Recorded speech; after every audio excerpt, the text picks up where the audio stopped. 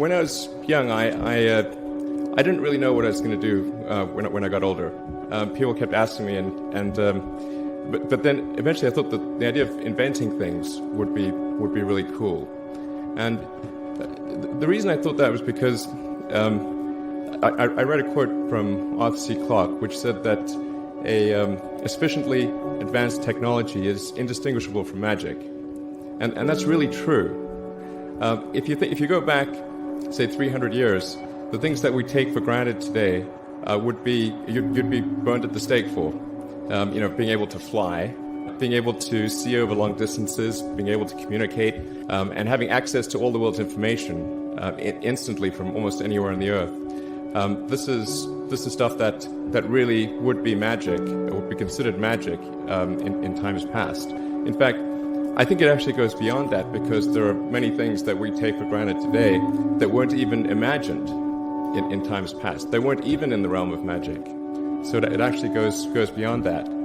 So I thought, well, if I can do some of those things, basically if I can advance technology, then that's like magic, and that would be really cool. And I also had sort of a slight existential crisis, because I was trying to figure out what does it all mean? Like, what's the purpose of things? And I came to the conclusion that if we can advance the knowledge of the world, if we can do things that expand the scope and scale of consciousness, then we're better able to ask the right questions and become more enlightened, and that's really the only way forward. I think about what technology solution is necessary in order to achieve the particular goal, and then try to make as much progress in that direction as possible. I think being a multi-planet species and being out there among the stars is important for the long-term survival of humanity. But then the part that I find personally most motivating is that it creates a sense of adventure, and it makes people excited about the future.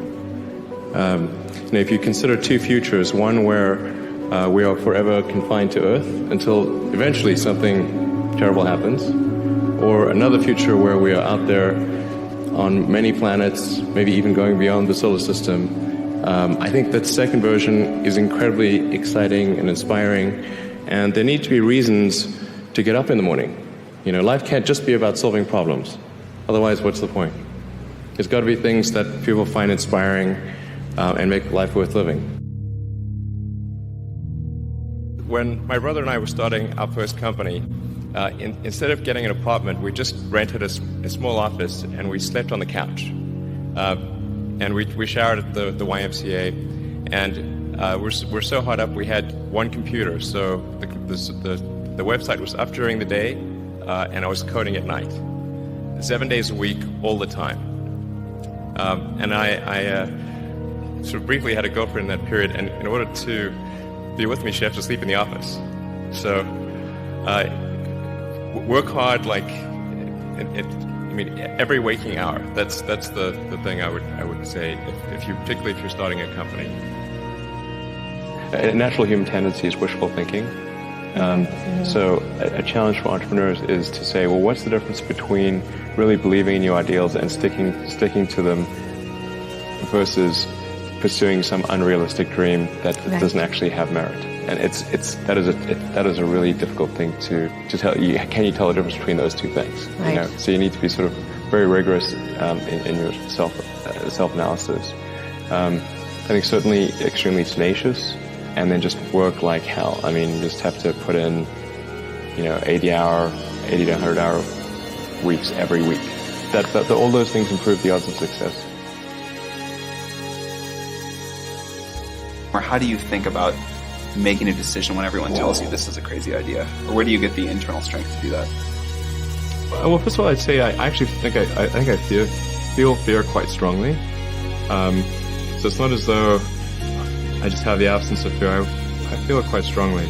But there are just times when something is important enough, you believe in it enough, that you do it in spite of fear. People shouldn't think, well, I feel fear about this, and therefore I shouldn't do it. It's normal to feel fear. So you just feel it and let the importance of it drive you to do it anyway?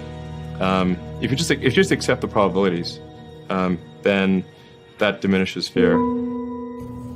Drive overrides fear. It's about believing in the future and thinking that the future will be better than the past. And I can't think of anything more exciting than going out there and being among the stars.